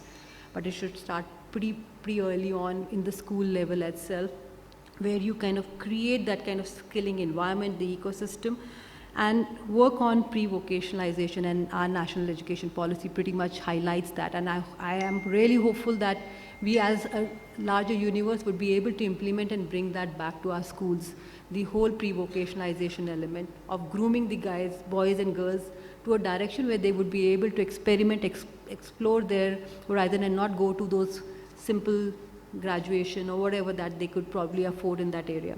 So pre-vocationalize is an important element that I do believe we should focus on and strengthen whichever way we are doing at our school level or wherever we are in our own ways, in our own small geographies or large areas that we have as our captive areas. Focus on, somebody mentioned in one of the previous discussions on STEM. And that's something that we have been doing. From 6th grade onwards, we start focusing on science, engineering, and mathematics. And so elements of that, and essentially focusing on English also as a language. So science, maths, and English we focus on in schools from 6th grade onward till the 12th grade to the child, almost like all our captive schools in our areas of 234 villages that we operate on. And what is interesting is that if you see these SEM part of it, in the very beginning of it is, you would see the turnaround of women, or rather girls, getting into the scientific spaces, or for that matter, even boys taking it forward beyond that and exploring other opportunities. Not that I'm saying arts and commerce is not the way forward, but focusing on that because we all understand there has been a reduction in the number of children opting to take up science after their education at their school level. So that becomes an important element, and the aspects that we have been focusing on is to also gradually take them to the next level of how they could pursue these as their career options, whether that's through technical vocational education or through proper hardcore regime of going through graduation and post-graduation. And then, of course, the focus on technical training, which I will further explain how. The second driver, which I feel that we as people in this room and many more beyond this need to focus on, is the whole industry institute pipeline. I'm not sure whether this as a subject has been discussed since morning or not, but I think pretty much whether that's an ITI setup or a diploma, or for that matter small short duration skilling programs that we do, while the students are the core of that initiative, there are multiple other segments which are around that. One is the teachers or the instructors, the other one is the industry, and the third one is the whole larger ecosystem of parents and many other stakeholders around that. I think bringing them all together is very critical.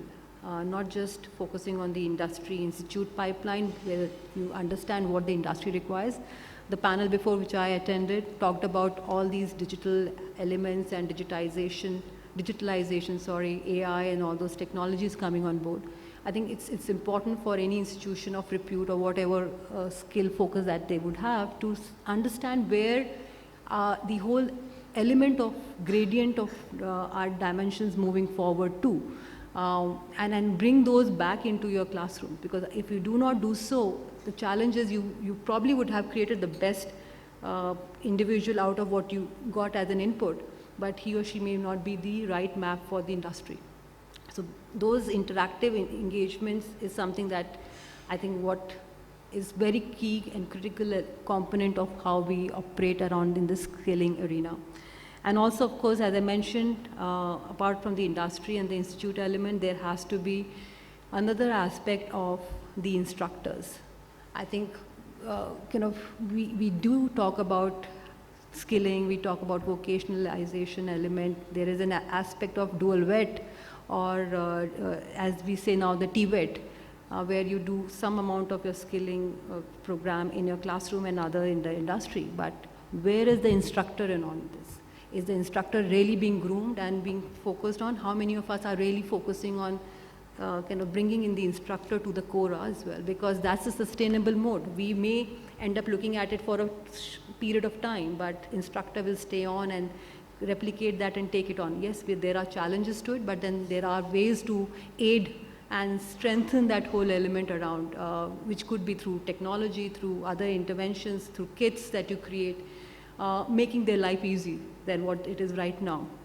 So I think that's another piece that we really need to focus on as organizations, as CSR heads or CSR teams, or as those kind of collaborative partnerships that we create amongst ourselves to implement this. When I say about collaborative partnership, I am talking about strengthening this whole ecosystem, the whole technical training element of it. And when I say that, it does not mean to set up new institutions up here. We have such a wonderful system and network of ITIs and many other institutions which the government has established over a period of time. If you go back to Scandinavian countries, like for example, if I look at Germany, the entire grooming happens at equivalent to ITI kind of institutions. And why cannot we strengthen our ITIs rather than creating other infrastructures around and work around not just in terms of infrastructure, but also technology and also aspirational elements of the kind of exchange that happens from one ITI to the other. And there are so many other platforms that have been created. I think this is what is very critical at this hour, rather than creating new infrastructure, strengthening what we have, making the most of what we have and taking it to that level. And then, you know, when I say just taking it at what level is also fact that there's this world skill element that you are aware of, that these competitions happen. An example of that, and I understand there are almost like 60 plus trades that we end up, okay, should I stop? You continue. Okay. There are 60 plus trades that the world skill competitions work on. And I know CII, FICCI have been working very hard to replicate that particular model along with the government agencies in India. Can we as corporates not partner with them? I know of some of the corporates who are, especially in the white goods as well as the manufacturing industry, who have been doing some effort on that. But I think, again, while we have a center of training, of technical education, we can direct it in that, channelize it in that manner that our boys and girls from our institution end up going to these world skill competitions in India and beyond. Of course, as I mentioned, talking about technology, phygital, yes. I think that should be something that we should definitely focus on and retain as a learning from our COVID ecosystem. The whole element of physical as well as virtual or digital element has to be retained as we go forward. And without that, I think we may end up getting into one pandemic to the other. Let's harness the technology, let's harness the digital aspect and make real what really matters on ground. So these are some of the aspects that I wanted to quickly share with you on, but what I do see is there are 4 C's which are very critical. And of course, the first critical C is the critical thinking. Ability to think beyond, after analyzing the situation, think of solutions. And these are the 4 C's which I do see each of us, whether we are at the CSR end, or we are at the institute end, or we are at the industry end, or whatever development sector end, we all have to look at in whatever ways and means we need to develop in our youth of today and workforce of tomorrow. And that has to be their ability to analyze a situation, find out solutions to it, and also look at through logical as well as a set of reasoning formats that needs to come in. It cannot be haphazard. There are methods adopted around, and of course, employability element or softer skills are very critical aspect to nurture that element also in these children. The second piece is about, of course, which we also talk about at the education level, is the curiosity building, or as we say, the creative thinking. And that's something which is so very elementary, the ability to ask questions, the ability to question the status quo, and to bring in ideas on the board and to think out of box is something that is very critical for any generation, including you and me, as in not to get fixated with a certain thought process. And of course, the third, which is also very important, is the whole collaboration part of it. Collaboration with like-minded entities, institutions like we all are sitting. And I will really urge FICCI not to leave this as just a discussion point and another session that we hold here, but to take back some of us getting into some collaboration and partnership, whether that's with the Bharatiya Skill University or for that matter, any other government entity or like-minded corporates, and execute something on ground. If Anu or for that matter Vikas has been strengthening at the school level, can I as Hindustan Zinc and somebody who's into the mining space and engineering space, can I bring in that element to them rather than they only focusing on their aspects? Can we kind of collaborate to bring in those synergies in the state of Rajasthan and maybe beyond as well? And the third, and when I say this is critical from the fact that you also tutor the kids to understand and collaborate, to work as a team, and to nurture as a team within their own small spaces. And the final one, which is very critical, is about communication. And communication not with just people around us like we are, but also machines, because everybody else in the last panel talked about machine and technology coming up and things like that. So my understanding would be that it's not about communicating from one individual to other, but also the machines around. If I quickly talk about what we have been doing at CSR, at SZL on skilling, I think, and I have some of my partners here who have been sitting, and kind of pleasure to have them attending these sessions. I think it's about, for us, skilling, of course, we have been focusing on short-term skilling right now. But for us, what is the clear focus is to create a model which is frugal, which can be scaled, which can be replicated. And some of the elements that I would quickly like to highlight is that so far over the last 3.5 years, ever since we have been doing our skilling initiatives, rather 4 years, this is the 5th year running, we have had 85% placements with or without COVID minimum. And two is we focus on tracking our students for 2 years after they get placed from our institution. And on that, our outcome has been 66% of the students or children that got groomed into our institutions tend to retain and continue with those jobs wherever they were placed. And of course, the fact that the journey is just begun. That while we are looking at 15 trades in our institutions, but I think it's a small drop in the ocean that we have been able to contribute. And we would really look forward to some of these associations which are there in the room, some partnerships, to see how we could grow as an organization in our Zinc Kaushal initiative and make it big and bigger and better. So as somebody said, think big, think fast, think ahead. Ideas are no one's monopoly. So I think we all are here to think together and create that collaborative space and collective acumen that we have in this room and take it beyond. Thank you. Thank you very much. Thank you, Anupam Nidhi ji. You rightly said, together we can do miracles. And सुबह से इतने speakers यहाँ जो बात कर रहे हैं, सब में ट्रेन द ट्रेनर्स की बात आई है, क्योंकि जब तक ट्रेनर्स अच्छे नहीं होंगे तब तक स्किल एजुकेशन अच्छी नहीं हो सकती। और मैं एक छोटी सा वाकया आपको बताऊंगा। पाइथागोरस का नाम आपने सबने सुना होगा, पाइथागोरस की थ्योरम्स सबने पढ़ी होंगी। इनिशियली पाइथागोरस जंगल में लकड़ियाँ काटने जाते थे और पशु चराते थे, उनका जो बचपन था। एक बार उन्होंने लकड़ी का एक गट्ठर सजाया बड़े सिमेट्रिकल वे में, और वहाँ से डेमोक्रेट्स गुजर रहे थे, बहुत बड़े तत्वज्ञानी थे यूनान के। डेमोक्रेट्स ने देखा कि यार इसने जो ये लकड़ियाँ सजाई हैं रियली एक्सीलेंट, तो उन्होंने सोचा शायद संयोगवश सजा ली होगी, इसके अंदर ये हुनर है कि नहीं, ये स्किल है कि नहीं, ये चेक किया जाए। उन्होंने उस लड़के को बुलाया और बुला के कहा कि क्या तुम ये लकड़ियाँ वापस इसी सिमेट्री में सजा सकते हो? उसने लड़के ने कहा यस। उसने वापस उन लकड़ियों को बखेर के फिर उसी सिमेट्री में सजा दिया। तो गुरु में परख थी, उन्होंने उसको परख लिया कि इस लड़के में कुछ हुनर है, तो उन्होंने उसको अपना शिष्य बना लिया और वही शिष्य आगे चल के पाइथागोरस के नाम से फेमस हुआ। तो इसीलिए कहते हैं कि ट्रेनर्स बहुत अच्छे होंगे तभी हमारे देश में स्किल अच्छी होगी, और बहुत ज़्यादा ज़रूरी है ट्रेन द ट्रेनर्स की। इसी सिलसिले में हम आगे जिनको बुलाने जा रहे हैं वो ट्रेनर्स से जुड़े हुए हैं और भारतीय स्किल डेवलपमेंट यूनिवर्सिटी के रजिस्ट्रार हैं, जो एकमात्र सक्सेसफुल यूनिवर्सिटी है राजस्थान की, श्री संदीप तोमर जी। Thank you, the FICCI, for giving this opportunity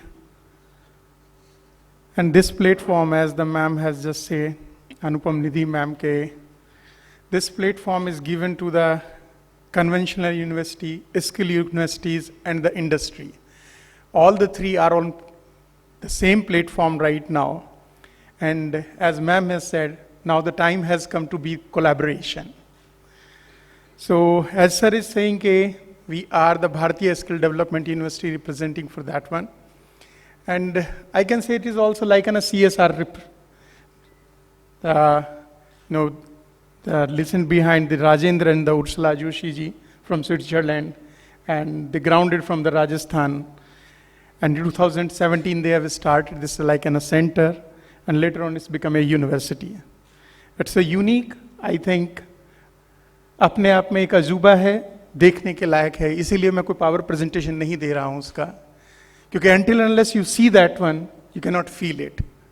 So it's a unique university, and as the topic is saying, we are running the Bharatiya Skill Development University, and we have 11 schools of the skill, and with a Swiss dual system, because our knowledge partner is Joshi Foundation from Switzerland, and they are also helping us in this tie-up. With the start, as what the session is saying, first we have to talk about the national education policy. Before the starting of the national education policy in India, the Joshis has already dreamed about the BSDU, and he has provided, before we come to know the entry-exit system, he has already developed the BSDU in such a system that we are offering the BVoc and MVoc degrees. And he has already made the platform like that, even if the student are ready to just leave after 1 year, he can leave. If he want to leave after 2 years, he can leave with a degree, with a certificate or with a diploma. And if he's completed the 3 year, he can take the BVoc degree. And even after that, if you want to exit, and after some time, after doing something in the industries and other thing, he want to re-enter again to get that degree, he can welcome in the university. So like that system of the entry-exit, which we are seeing now in the national education policy. One thing, from the morning we are saying, okay, we have to see the culture has to be built up. So many speakers in the other session says, okay, there is a, what we are saying, the discipline about the Indian and other things we are comparing with the other countries like Japan, Germany. They are saying they are 90% skilled people. That's why the productivity is there. Why not the Indians are having? I think somehow, if I can connect it, it is totally related with our education system, and even starting from the school education system. From the, you can say, since the birth of the child, the Indian mindset is like that, मेरा बेटा बड़ा होके engineer बनेगा या doctor बनेगा. Only the 2 or 3 things we have in our mind. No other thing we have. From the since 6th or 7th में आया नहीं कि okay, we have to focus on a physics, chemistry and math. क्यों? क्योंकि IIT देना है, G देना है, और नहीं तो कुछ करेंगे तो फिर कहेंगे NEET का एग्जाम देना है. So this mindset has to change now, because if you really want to do something, Modi ji started, Honorable Prime Minister ke Skill India, Atmanirbhar Bharat, everything we are looking that one, but the mindset is still the same. There is no need of the thinking, okay, in the mindset of the parent or even in the students. They don't want to be, just go to other conventional degrees, okay, just focus on BTech, MBBS and like that. So now it's the time we have to change this mindset even for the parents and even for the students. And the other thing is somehow, they think, okay, skill education is just like that, or vocational. We can do it whenever we want. And they think, okay, this is not the thing, society kya kahegi. If I am doing a woodworking course in some skill development university, what will the people say? Carpenter banega kya? Why you are saying it's like a carpenter? You should say, I will be a woodworking designer. And the example is set up by the university already. And when I am just standing here, one of our students is representing the BSDU, not BSDU, representing the India in Switzerland right now in a world skill competition, just like an Olympics. We are just waiting for the result. And if he got the gold medal, I think that everyone will come to know, okay, what the BSDU is doing in that one. So it's just not like a carpenter. This mindset has to change. Or even in automotive school, if somebody says, oh, they are doing BVoc in automotive, what will he do? किसी हो सकता है मारुति में, Honda में कहीं पर जाके engineer नहीं बोलते हैं, कुछ सुपरवाइजर बन जाएगा, कुछ हो जाएगा. But why it is like that? They can be the manager. They are much more ahead than a BTech guy. And I have seen that one. Okay, the students, those who have the skills, after 1 year or 2 years, they are managing the complete workshop of that one, and so many BTech guys are working under him. So this mindset now has to change. And this national education policy from the school time, now we in a school are having the same concept. Okay, everybody has to observe. Everybody has to do some project. It is just like that. We say learning by doing, or we have so many things to say project-based learning. So now it has started from school. So now our conventional university, the next part, they have to change their pedagogy. As in the morning session, Prabhu sir was here from Manipal University. He also said the same thing, that now the time has come to change the pedagogy system. It's not only the theory. Now it's just like that in conventional system, we have 80% theory and 20% of practical. Now it is the time to change that one. Either you should go it 60-60, or in a skill development university, we have 60-40 like that. So it's time, these conventional universities, in morning we have just say 85 universities are in Rajasthan. And once we count how many in the skill development, there are only 2 universities, one from the government side and one from the private. So how we can say, okay, we are skilling? There are conventional universities are 83 and only 2 are the skill university. And even after that, now the need is to collaborate. These conventional universities should understand, okay, now not only the degree of BTech, that should be somehow be the skilled BTech. I came to know, okay, one guy was, just having a training in our university, and the minister, Pradhanji, was coming to visit us, and he was just interacting with that guy, and he was saying, okay, why you are here? You're doing the 1-year course in this, you already have a BTech. And what was he replied? It's amazing. Sir, engineer to main bana ab hoon, degree maine pehle le li thi. So this is the thing, we have to learn from these things. Now, and the scenario is changing, I can say. In our university, we have tied up so many conventional universities, the students doing their BTech courses. As in the morning, we have seen 1 semester, they are coming for our university to get a skill education. There are a lot of universities which we have our tie-ups, like MIT Pune. Even the Manipal group is just now have a recent MOU with us. Sobesaraya group of institutions, and so many are in the pipeline that, sir, we will have 1 semester up to 6 months, or you can say at least a 2 or 3 month courses in your university. So now, again, the second part is the industry. I'm just touching this one after conventional skill university with the industries also. As all the CSR institute universities, Anupam Nidhi ji is here, Anu Mehta ji is here. So now it's time to, with the industries, what is the role of the industries? Every time we are saying we have 5 graduates and only 1 is employable. Why this gap is there? I have attended so many things, so many conferences. Every time we are discussing, there is a gap between the industry and the academia. And a lot of people are discussing how we can fill this gap, Everybody knows we can fill this gap, but there is no collaboration in that one. They are only saying on the platform, we can, but in reality, if they have collaborated, this 1 out of 5 will be 5 out of 5. And this is the time that industries have, as already we have seen in their CSR activities, they are doing that one. In our university, the special system is that in a BVoc, first semester, student has to be on the campus. Second semester, he will go for the industry. Third semester, he will come back to the university. Fourth semester again. Just like in a 3-year degree course, 1.5 years he will spend on the campus, and 1.5 year in the industry.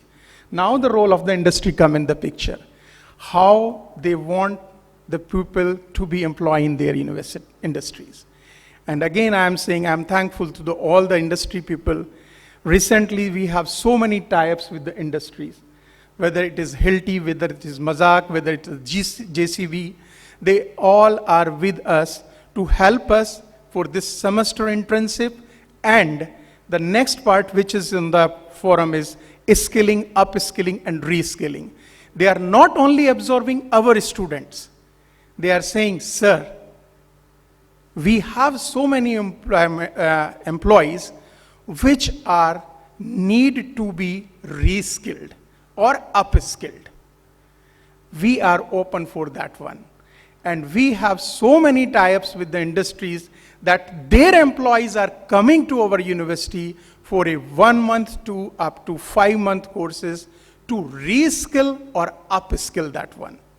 Presently, the Bihar government has sent all their 30 employees which are working, and even this is just like a reskilling, those who are going to be retired in next 4 or 5 years. The age group is 35 to 45 like that. And they send these people, and we have a tie-up that one.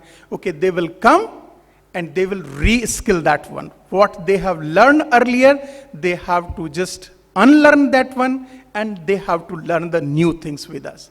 And they will implement that one. And the last, the topic is the CSR for skill development.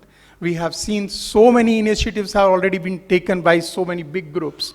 And now I offer these big groups, just come, just look the BSDU one time, the next phase which you are looking for, after 12th, what will they will do? After 12th, ma'am, we are open to absorb all such type of students, those who have the skill, those who want the education, those who want to be employed even just after that one, okay, during their education system. And I have so many examples to quote that one. Okay, even the students are earning their annual fee during their internship. So their course is just like a free course for them. So this is all from my side, and thank you for the FICCI to just, give this opportunity to put that one.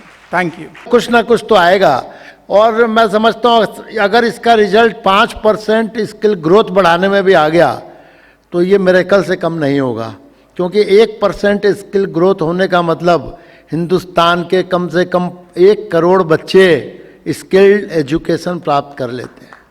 तो ये बहुत बड़ी बात है, और FICCI के इस initiative को मैं बहुत बहुत धन्यवाद देता हूँ। इस सेशन में मेरे साथ विकास भाटिया जी, जो कि 50 बेस्ट लीडर्स ऑफ इंडिया में सेलेक्ट हो चुके हैं HR के 2014-15 में, उनका बहुत बहुत धन्यवाद। अनु मेहता जी हैं, जिन्होंने 45 करोड़ के CSR प्रोजेक्ट को सक्सेसफुली इम्प्लीमेंट किया है, और for the upliftment of bottom of the pyramid of the society, आपका भी बहुत बहुत धन्यवाद। अनुपम निधि जी हैं, जो कि मैनेजमेंट के से हैं, मास्टर्स इन लेबर लॉ, बहुत कम लोग मिलते हैं इस फील्ड के, और honours in you are also very good, it's a good combination, honours degree in agriculture and expert in crisis management. तो thank you very much Anupam Nidhi ji. और संदीप तोमर जी के बारे में तो अभी आपने जान ही लिया कि ये I think not in India, it is world की बेस्ट स्किल यूनिवर्सिटी है, क्योंकि मैं, आपने कहा ना आप देखेंगे तो फील करेंगे, मैं इसको देख चुका हूँ, फील कर चुका हूँ, और मैं आपके बोर्ड ऑफ स्टडी के मेंबर में भी हूँ, तो इसलिए मैं BSDU को बहुत अच्छी तरह जानता हूँ। और स्किल ट्रेनिंग ही एक वो ट्रेनिंग है जो कि इंडिया का फ्यूचर बिल्कुल चेंज कर सकता है, इंडिया को टेक्नोलॉजी में इतना आगे ले जा सकता है जिसकी शायद हमने अभी कल्पना भी नहीं की है। तो मैं समझता हूँ जितने भी यहाँ इंडस्ट्री के लीडर्स आज आए और अभी मौजूद हैं, उन सब से मेरी एक ही रिक्वेस्ट है कि आप अपना ज़्यादा से ज़्यादा फोकस स्किल ट्रेनिंग पर रखिए। यदि आपके यहाँ कुछ लोग काम कर रहे हैं, उनके अप स्किलिंग पर ध्यान दीजिए, उनके मल्टी स्किलिंग पर ध्यान दीजिए, तो नेचुरली आप न सिर्फ अपनी इंडस्ट्री की प्रोडक्ट की गुणवत्ता बढ़ाएंगे, बल्कि अपने देश की सेवा भी करेंगे। इसी के साथ मैं समझता हूँ आप सब यहाँ आए, उसके लिए बहुत बहुत is number 1, you are on number 2. Yeah. Please. Good evening. So my question is that government has introduced a new policy of education. Ma'am, how it is going to impact the youth? It is benefit or not?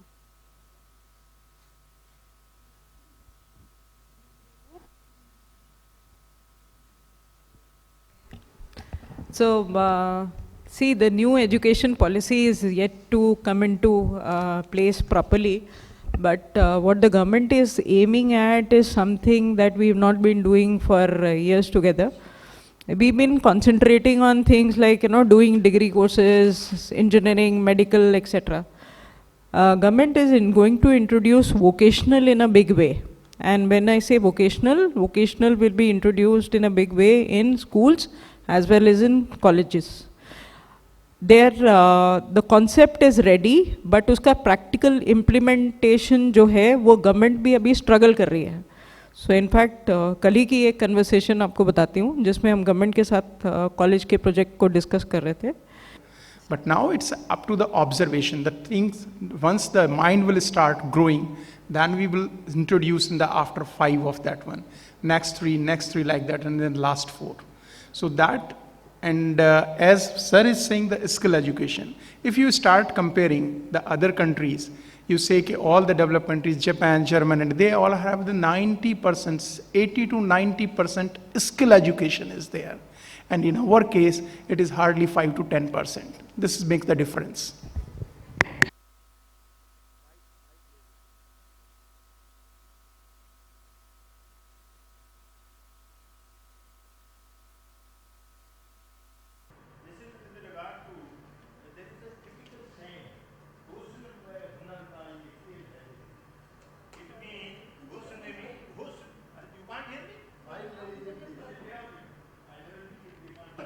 Okay sir.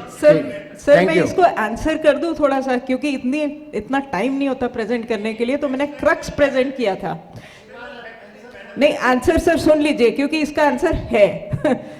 जो बच्चे, जो remedial education जिसको बहुत बोलते हैं, remedial education, उसको हम कैसे करते हैं अपने स्कूल्स में, मैं बताती हूँ. डिजिटल एजुकेशन में, डिजिटल एजुकेशन के थ्रू आप निकाल सकते हैं बच्चा बाई बच्चा आप निकाल सकते हो कि वो एक पर्टिकुलर सब्जेक्ट में कैसा है. मतलब एल्जेब्रा का आपने पहले का पूरा चैप्टर पढ़ा डिजिटली, फिर आपने एक एक्सरसाइज की जिसके बेसिस पे हमने निकाल दिया कि आप अच्छे हो कि नहीं हो एल्जेब्रा में. हाँ, उसके बाद जो बच्चे ठीक नहीं कर रहे हैं उन सब का एक ग्रुप बनाया और वहीं क्लास में बिठा के उनको जो है उसको क्लियर किया उनके डाउट्स. ये होता है. साथ में कोविड के टाइम्स में अगर एल्जेब्रा में सारे के सारे बच्चे अच्छा नहीं कर रहे हैं, इसका मतलब टीचर नहीं पढ़ा पा रहा, इसका मतलब टीचर की प्रॉब्लम है. कोविड के टाइम्स में टाइम मिला, गवर्नमेंट टीचर्स फ्री थे, उनको एक्सपर्ट टीचर्स के थ्रू ट्रेन कराया ताकि वो अगर एल्जेब्रा अच्छे से पढ़ाएंगे तो बच्चे भी ठीक से पढ़ जाएंगे. शायद मैंने आंसर कर दिया.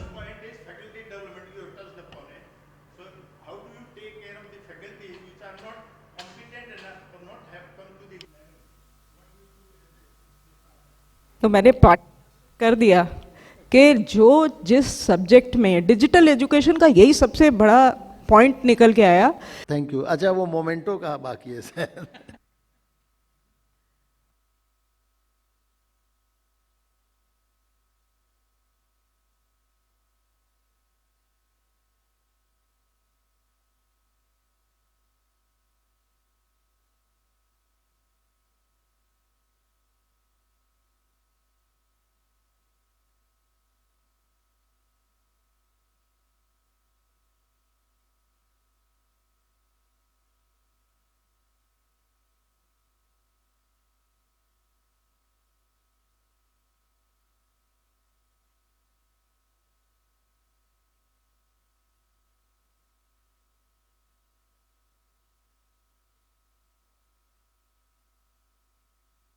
Thank you, Jan Sahab. Thank you all the speakers. Thank you, participants. With this, we come to the close of 7th HR and Skill Summit. We will meet next year at the 8th edition of the program. Thank you. Thank you very much. Thank you.